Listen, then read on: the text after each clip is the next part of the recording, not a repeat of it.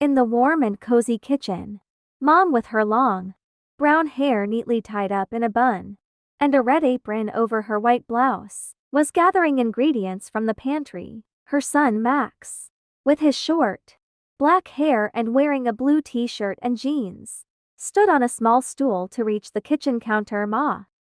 At the kitchen counter, Mom carefully showed Max how to measure flour. Max, concentrating hard, poured the flour into a big mixing bowl.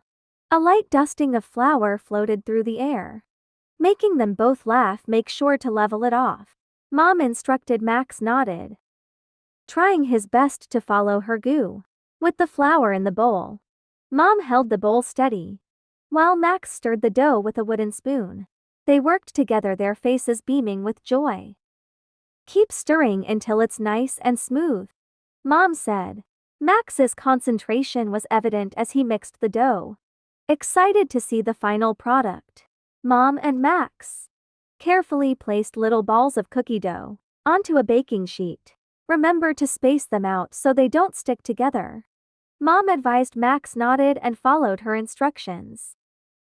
Together they slid the baking sheet into the oven, eagerly waiting for the cookies to bake. Finally, the cookies were ready.